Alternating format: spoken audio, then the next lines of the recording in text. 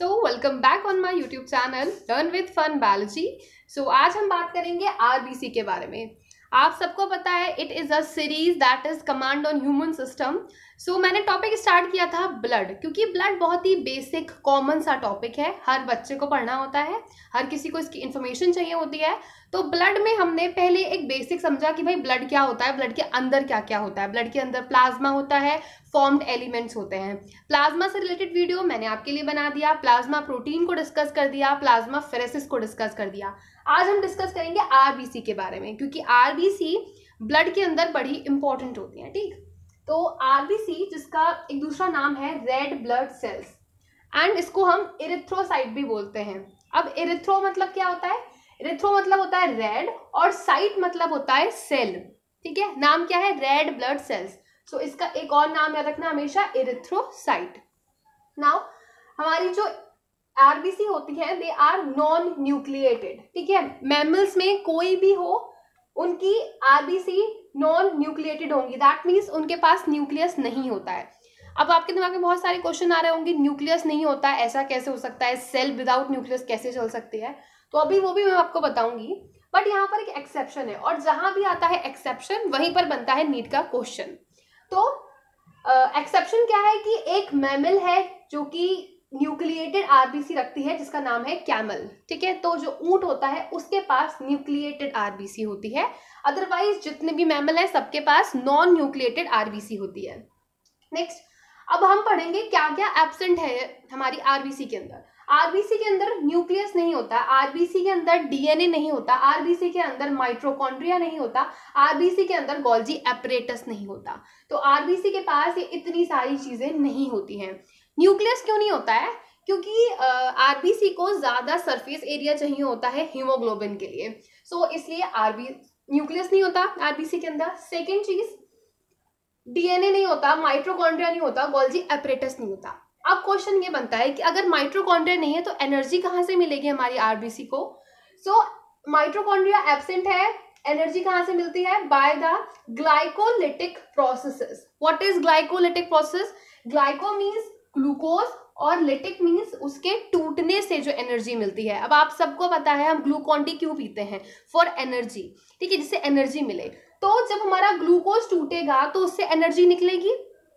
तो जब एनर्जी निकलेगी तो वो एनर्जी जाएगी आरबीसी के पास, और आरबीसी को एनर्जी प्रोवाइड करेगी। ठीक है, by the glycolytic processes energy मिलती है आरबीसी को, इसीलिए आरबीसी के पास माइटोकॉन्ड्रिया नहीं होता है।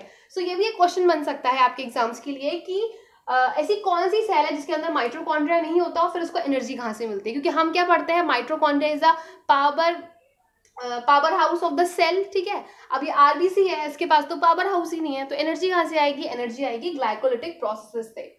तो चलो एक चीज बता देती हूँ इससे ही रिलेटेड कि just imagine this is our RBC. ठीक है, ये आरबीसी है। आरबीसी के पास इंसुलिन रिसेप्टर नहीं होते हैं। हमारी सेल्स के पास इंसुलिन रिसेप्टर्स होते हैं, ये मैंने बनाया है इंसुलिन रिसेप्टर, बट हमारी जो आरबीसी है इसके पास इंसुलिन रिसेप्टर नहीं होता। तो इसका जो ग्लूकोज का अपटेक है, मतलब कि आरबीसी को कितना ग्लूकोज लेना है, it is not controlled by the insulin. ये चीज इंसुलिन कंट्रोल नहीं करता। तो जितना चाहिए ग्लूकोज उतना मिलता है आरबीसी को, क्योंकि आरबीसी के पास इंसुलिन रिसेप्टर्स नहीं होते हैं। ठीक है, इसीलिए अब ये ग्लूकोज का खूब अपटेक करती है, इनके अंदर ग्लाइकोलिटिक प्रोसेस होते हैं और ये एनर्जी देती है हमारी आरबीसी को। क्लियर हो गया इतना point? Now next, the normal value of RBC. Normal value हमारी आरबीसी की होती है 4 to 5.5 मिलियन पर क्यूबिक mm। ठीक है, मेल फीमेल में आप कम ज्यादा कर लो कि मेल में 5.5 हो गई और फीमेल में 5 मिलियन पर क्यूबिक mm या फिर 4 मिलियन पर क्यूबिक mm होती है। ठीक है, तो फीमेल में कम ही होती है, मेल में ज्यादा होती है।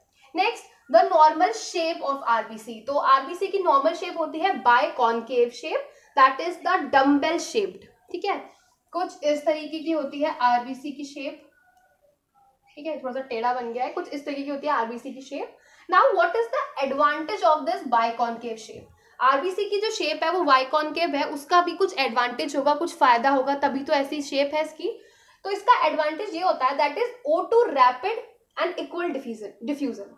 हमारी जो ऑक्सीजन होती है, अब देखो एक चीज बताती हूँ, हम ऑक्सीजन ले रहे हैं, ठीक है, हमारे लंग्स तक जा रही है, फिर वो एल्वोलाई में जा रही है। आपने पूरा ये मेथड पढ़ा होगा कि टिश्यूज में जाती है, तो वहां पर क्या बनता है, ऑक्सी हीमोग्लोबिन बनता है, आपने सुना होगा। जब ये ऐसे ट्रांसपोर्ट होती है तो ऑक्सी हीमोग्लोबिन बनता है। दैट मीन्स कि जो ऑक्सीजन है वो अकेले जाने में डरती है, तो वो हीमोग्लोबिन के साथ बाइंड होके जाती है, ठीक है।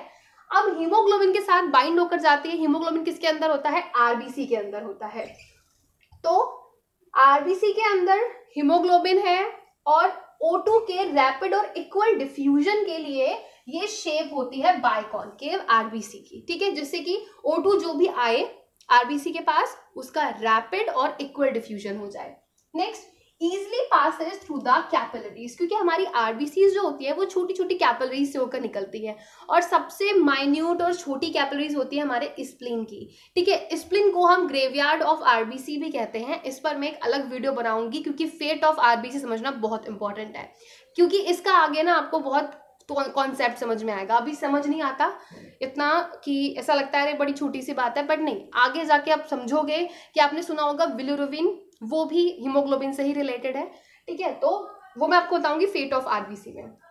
नाउ मैं क्या बता रही थी, हाँ, बाइकॉन्केव शेप होने का एक और ये फायदा है कि it is easily passes through the capillaries. जो छोटी छोटी कैपिलरीज होती हैं उनमें से आराम से पुच पुच से होके निकल जाती है, ठीक है। इसकी ऐसी शेप है, ये ऐसे पुच पुच होके पतली पतली कैपिलरीज से यहाँ से निकल जाती है, ठीक है।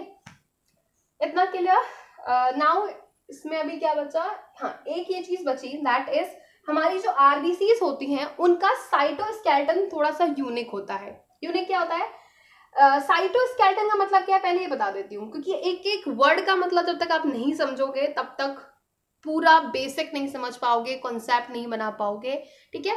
तो cyto means cell, skeleton means उसका स्ट्रक्चर। तो हमारी आरबीसी का साइटोस्केलेटन कैसा होता है, it is made up of 2 protein. कौन कौन सी प्रोटीन, एक्टिन एंड स्पेक्ट्रिन। तो स्पेक्ट्रिन जो है, दिस इज अ मेन और important protein of cytoskeleton of RBC, because अगर ये स्पेक्ट्रिन प्रोटीन नहीं होता है आरबीसी में तो क्या हो जाता है, हेरिडिटरी स्फेरोसाइटोसिस। इसके बारे में आपको बता देती हूँ, स्फेरोसाइटोसिस के बारे में। ये मिटा दे रहा, चलो कोई नहीं। स्फेरोसाइटोसिस का मतलब क्या है, स्फेयर मतलब कि गोल गोल, ठीक है, स्फेरो गोल, स्फेयर जैसा, एंड साइटोसिस मतलब कि जो सेल है वो उसका ज्यादा इस तरीके से बनना, तो उसको बोलेंगे स्फेरोसाइटोसिस। सो हमारी आरबीसी की शेप कैसी होती है, बाइकॉन्केव होती है, बट अगर ये स्पेक्ट्रिन एब्सेंट हो गया तो कैसी हो जाएगी, स्फीयर जैसी हो जाएगी, तो उसको हम बोलते हैं स्फेरोसाइटोसिस, जिसकी वजह से ये आरबीसी जो है वो फ्रेजाइल हो जाएगी, मतलब कि बहुत हल्की सी हो जाएगी, और ये बहुत इजीली टूट जाएगी जब ये कैपिलरीज में जाएगी। ऐसी गोल गोल आरबीसी अगर हमारी कैपिलरीज में जाएंगी तो वो टूट जाएंगी, फ्रेजाइल हो जाएंगी, क्योंकि, ठीक है, जिसकी वजह से ज्यादा हीमोलिसिस होगी, मतलब कि जो आरबीसी है वो टूट जाएंगी, जिसकी वजह से ज्यादा हीमोग्लोबिन निकलेगा, ठीक। तो ये एक डिसीज होती है, that is hereditary spherocytosis. Now next एक और इंपॉर्टेंट चीज है, that is the property of RBC, ठीक है। प्रॉपर्टी में ये इसका बड़ा इंपॉर्टेंट प्रॉपर्टी है हमारी आरबीसी की, कि जब भी हम कैपिलरीज से ब्लड निकाल दें, कोई भी वेसल हो, जैसे कि वेसल क्या क्या होते हैं, सिर्फ ब्लड वेसल्स में आती है हमारी आर्टरीज, वेन्स एंड कैपिलरीज, ठीक है।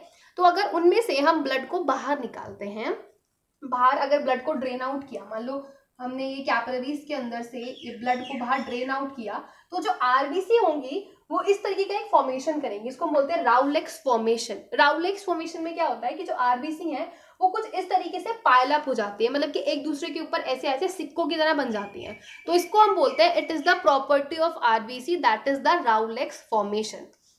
अब ये जो राउलेक्स फॉर्मेशन है, it is accelerated by GF. GF is not girlfriend, GF is the globulin and fibrinogen, जो क्या है, प्लाज्मा प्रोटीन्स होते हैं। तो जब भी हमारा ब्लड कैपिलरीज से या किसी भी ब्लड वेसल से बाहर निकलता है, तो हमारी आरबीसीज कुछ इस तरीके से पाइल अप हो जाती हैं, और ये जो पाइल अप या ये जो फॉर्मेशन है, it is accelerated by GF, that is globulin and fibrinogen, ठीक। तो हमने ये बहुत बेसिक कॉन्सेप्ट डिस्कस किया आरबीसी के बारे में, एंड आई होप कि आपके जितने भी कंफ्यूजन थे वो क्लियर हो गए होंगे। मैंने आपको बहुत बेसिक भी पढ़ाया, मैंने थोड़ा सा एडवांस करके भी पढ़ाया। तो नेक्स्ट हम बात करेंगे इरिथ्रोपोइसिस या फिर फेट ऑफ आरबीसी के बारे में, क्योंकि वो सब बहुत इंपॉर्टेंट होता है। ठीक है, टिल देन बाय बाय, मिलते हैं नेक्स्ट वीडियो में।